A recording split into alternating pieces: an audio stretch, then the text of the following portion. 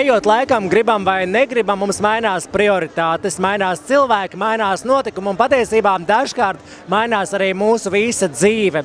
Un tā ir noticis arī ar šova Dejo ar zvaigzni dalībnieci Lauru Blaubuku, kurai šobrīd primārais, protams, ir ģimene. Saka, Laura, kā jūties Rīgas modes nedēļā? Ļoti labi, ļoti daudz cilvēki interesanti, ir uz ko paskatīties, kā citi ir saģērbušies un daudz modes riņķī. Starp citu, tu ļoti daudz pēdējā laikā ceļo, un tas viss, tie ceļojumi ir saistīti vairāk vai mazāk arī ar modi.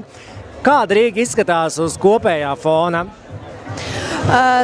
Izskatās tā, ir īpaši šajien atnākot, kad Latvijā vispār daudz vairāk ir ienākusi modi un modīgas lietas, un arī uz ielām var redzēt, ka cilvēki, īpaši jauni cilvēki, daudz vairāk sāk domāt par to, lai būtu tiešām stilīgi un interesanti un tā kā ģērbjās visā pasaulē. Un tiešām es to varu pateikt, ka šeit uz ielām cilvēki ir ļoti moderni, arī salīdzinot ar Milānu, Parīzi, Ņujorkas ielām. Tā kā ir ļoti tāds, patīkams pārsteigums atbraucot uz Latviju pēc modes pilsētām, ka šeit arī ļoti labi cilvēki ģērbjās.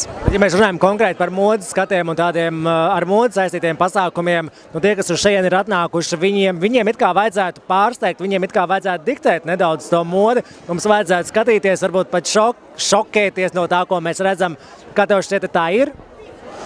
Jā, ir daži tādi ļoti drosmīgi cilvēki, kas ir ļoti interesanti. Uz viņiem tiešām mazliet pavarās mute skatoties, kad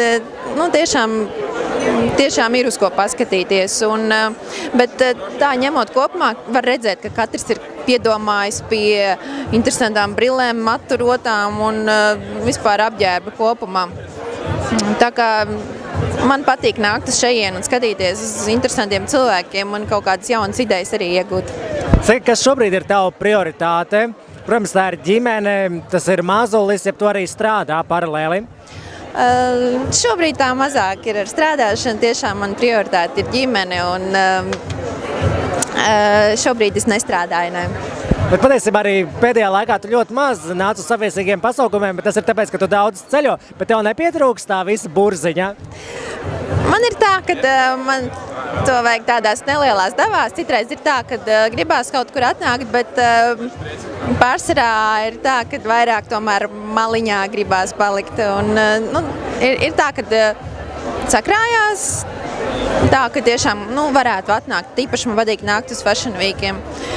Bet tādas prezentācijas un nakts klubu tuseņi man vairs tā īpaši nepiesaista. Paldies, Alē. Paldies, Lārija.